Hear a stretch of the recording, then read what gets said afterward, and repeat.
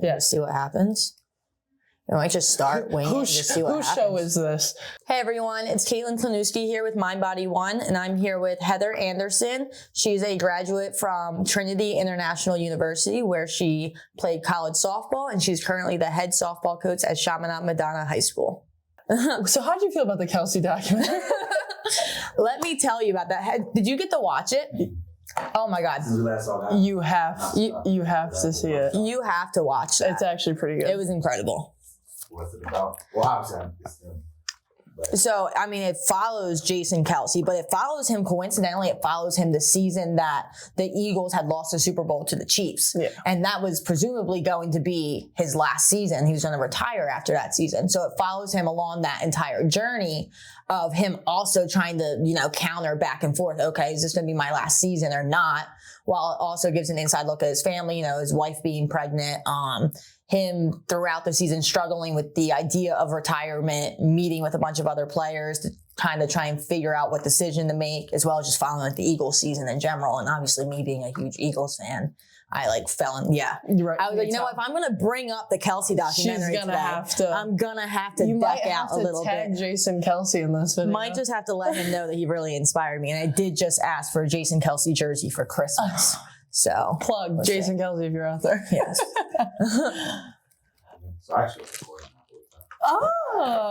got him. But yeah, I don't know. The Kelsey documentary for me was I really resonated with the way that he looked at all of his options, as far as retirement and all of those things, because with me, I was coming off of my redshirt year. Mm-hmm. I was coming off of my redshirt year.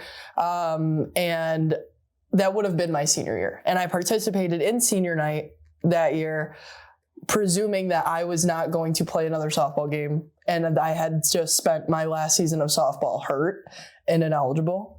And I really I struggled with that a lot, because I was like, is this the way that I want my career to end? Is this the way that I feel comfortable letting go of the last 20 years of softball and time I've dedicated to this? And when you think about it now and talk about it, it's no. But in that moment, I was ready to be done, I think, and I was really ready to walk away, I thought.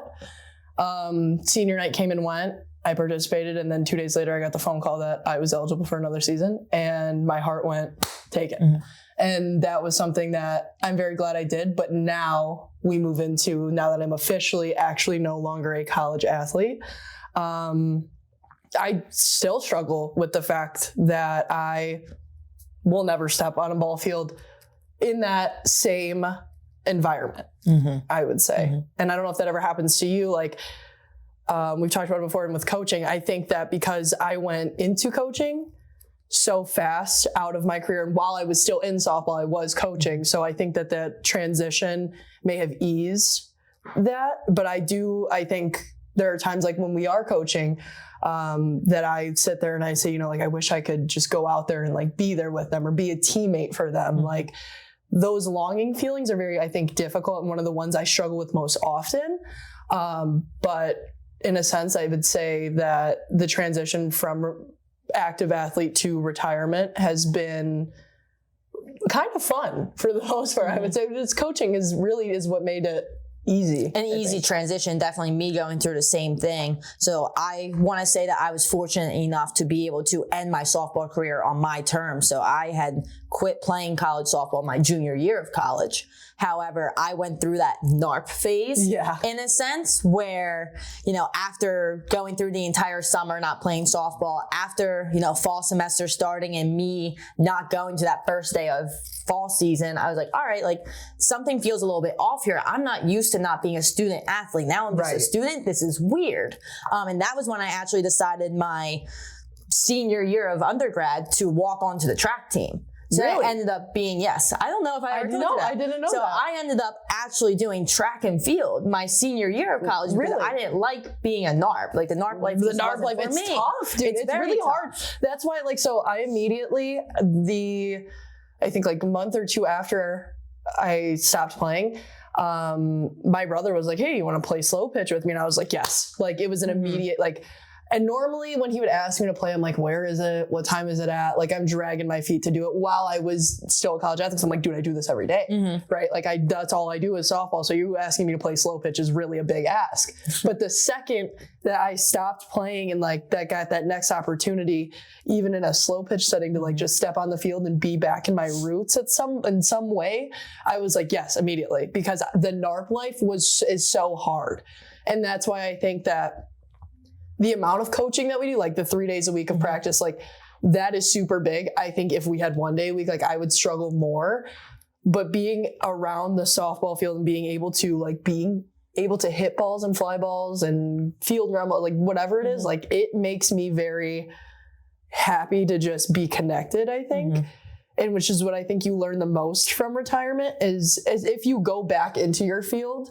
And I don't know what I would do if I didn't. Like, if I did not go back into coaching or back into softball in some capacity, whether that was training athletes in a strength way or solely doing just one-on-one lessons, like had I stepped completely away from the softball field, I think that we would be having a very different conversation. So I do want to ask you, with you being not as far removed from softball, from playing college softball as I may have been when I got into coaching, what are some of the biggest struggles that you have now taking on that, coach role versus you being not very far removed from being an athlete? This is huge. Yeah. So this is something that when I first started coaching seriously, I would say, I was always very serious, but like, when I got my first head coaching job, I was still an athlete, still a college athlete, and I struggled very hard because it was hard for me, even though these girls were 9 years younger than I was used to having like freshmen on my team. Like to me, it was the same mentality. Like, because I was not old enough to be these girls' mom, but I was like old enough to be an older sister to them, it was very hard for me to not give a lot of tough love and be very, very honest. I would say, or like talk to them like they were my teammate. That is something that even now, I think I stopped playing in April. Was my last game. So even now, I think I still do it. I'm better at it. I'm not as reactive, I think. As a player, I used to be very like things would happen and I would, whatever I needed to do to make the play, I would make it happen, or whatever I needed to do on the bench or whatever I needed to say to my team or say to my coach, I would say. But now it's a very different spin and a very different perspective. Like I have learned so much from coaching, specifically the 16U age, because that's a lot of transition at once for them. And for me to be with them also transitioning through this period of my life, like it really opens my eyes to, hey, communication looks differently for people. Hey, like from a coaching standpoint, this is not the right way to attack this issue. Like that's what I think I struggle with the most is I'm a little too relatable, I feel like sometimes to them. And I put myself in their shoes a lot more than I think that maybe you would, or maybe a lot more than like the average coach would. Simply because 6-7 months ago, I was in their shoes. And I think like when I first got into coaching, I also was younger than you at that time. And, one of the struggles that I had was definitely that idea of relatedness and sometimes slipping into the patterns of making it about myself when indeed it's not about you in that moment.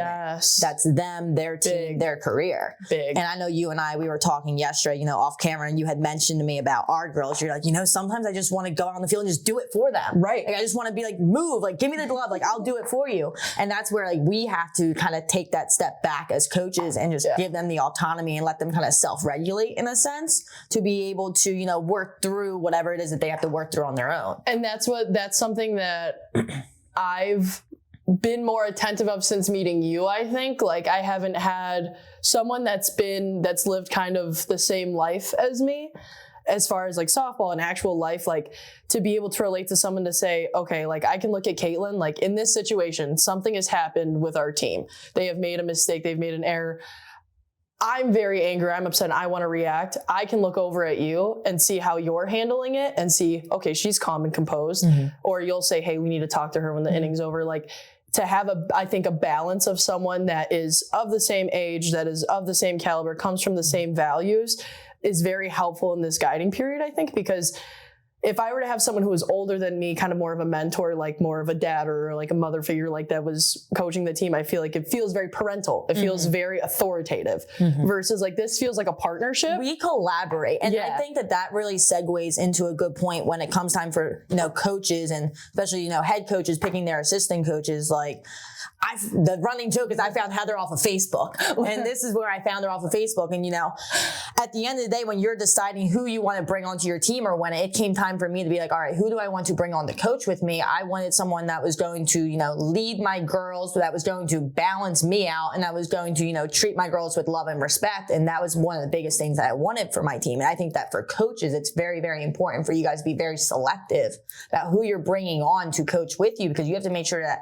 your values match up with each other, that they're going to treat your athletes the way that you want them to be treated and that they should be treated, as well as somebody that just has core values that match up with yours and that balance you out very well. Like you mentioned that you look over to me in some situations, you're like, how is she so like cool, calm, and collective? But like, and I look at you in some situation and I'm like, dang, like I want to get fired up like right now, like just like that. Like you fire me up and like we very much balance very each give other and out. take, I think, and that's something like with going back to retirement and those things and like, being a part of a team for so long, right? Being a part of a group of girls for years, specifically at the college level. Like that's where you really form your bond. Yes, you played rec ball and you went and played all these like travel ball teams and you've made lifelong friends there. Sure. When you play on a college team with this select group of girls will come and go and whatnot, but you start to build a core, like an idea of what life is kind of like. Like you get very used to a routine of I wake up, these are my girls. Like I can reach out to my friends, we'll go get breakfast, we'll go to class, we'll go to dinner, we will go to softball, we will do all these things together and you kind of get into this routine. But something that I think I've struggled with since post-retirement, like, and is not having that team. So like coaching with you makes me feel like I kind of have that teammate, right? I'm still on a team in a way. Whereas like in my day-to-day life, we talked about this a little bit, when you get into the workforce and you get into like once you have retired completely and stepped away from the softball scene, like even when I step away from coaching and I'm in my regular everyday job, it's very difficult for me sometimes. I find that like there are people out there that aren't used to working in teams. There are people out there that don't like working in teams. And that is a little bit that rejection sometimes, or that feeling of like someone not understanding that, hey, we're on this job together to do this thing. Like after working in groups your whole life, I think that adjustment was very hard for me. I did not handle that rejection very well. And also like with my boss, like I'm used to having a coach, right? A coach is going to tell you what's the game plan, what's my job, what do I need to check off. I tell the girls all the time on the field, do a job, right? This translates like in my real life, do your job. What is your job? Okay, well, I need to go do all these things. Well, if I do these things wrong and I'm expecting coaching from my boss, who maybe never really had coaching experience or doesn't know, is just a different type of management, I may not respond well to that because I respond well to the team environment, to a coach, to a coaching staff, to and for that being my life, I think I struggle a lot with regular jobs, like every day-to-day things. Like it's very kind of difficult, I feel like, in the different jobs that I've had to adjust.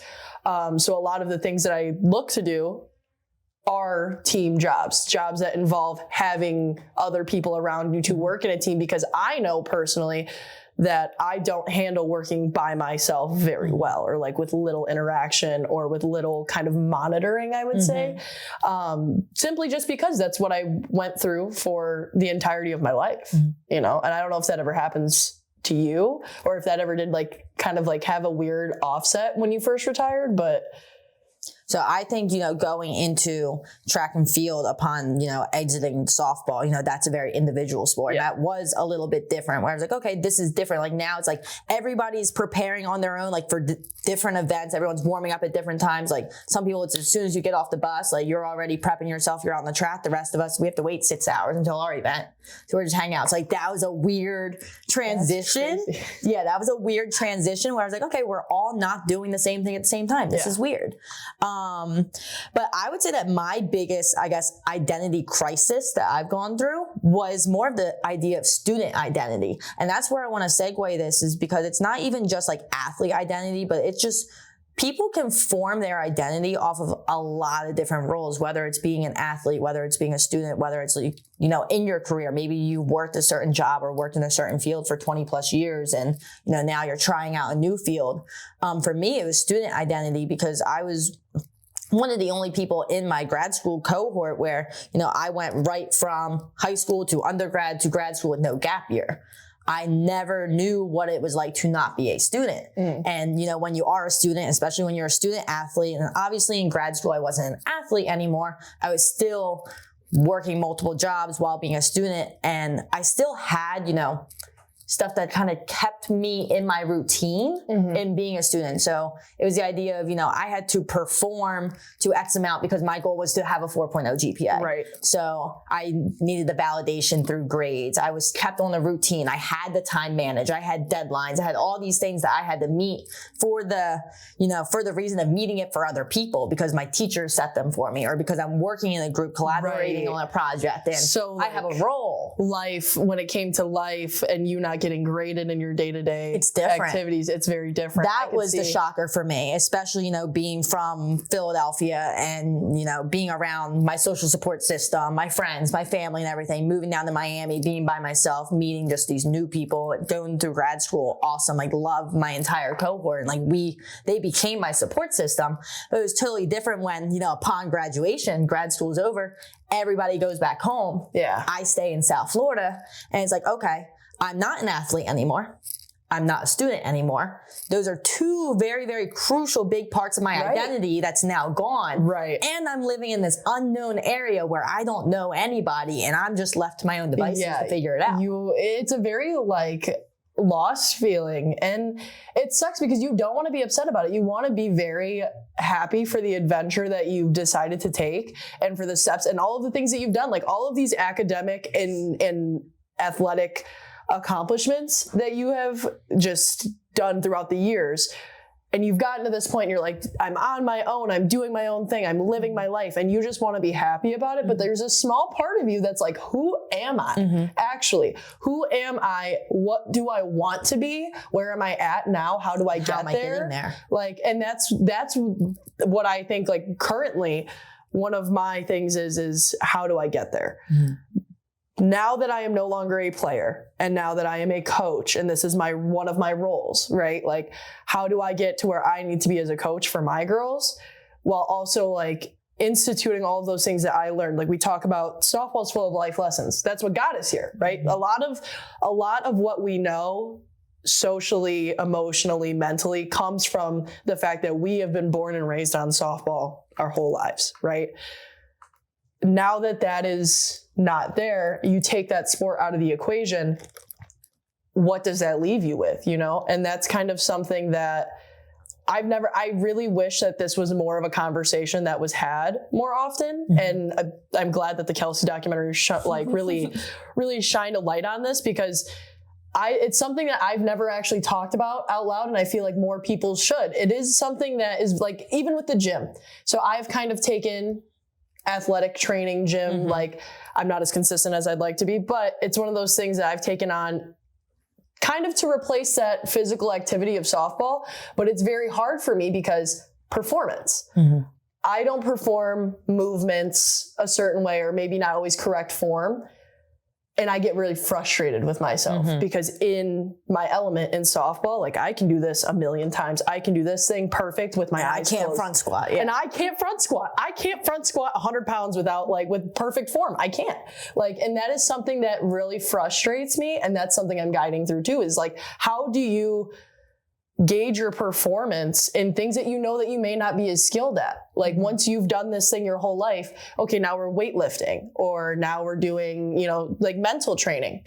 If I'm doing mental training, like, and I'm beating myself up because I'm not mentally performing well, but it's all because of how I hold myself in my softball standard. Like, that's kind of what I like to call it, is my softball standard. When am I holding myself to my softball standard? That is when I put myself on the highest pedestal. That is when I have the highest expectations for myself. I cannot let things slide. I cannot let things, go past their deadlines. I can't, when I'm at my softball standard is when I am at my peak quality as a person. But why do I tie that with softball? And why do I not tie that with my own identity?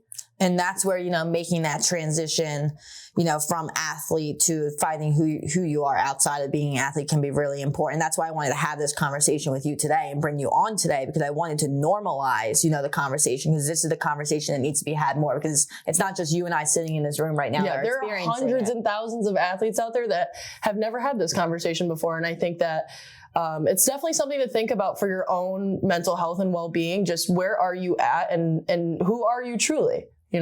Yeah, for sure. So I definitely think that this is a conversation that has to be normalized more. And, that just people need to be more open and, talking about it. I think that the Kelsey documentary, both of us watching that, really opened our eyes to this idea. And it was a firsthand look at, how athlete identity can really play a role in a lot of life decisions. Yeah.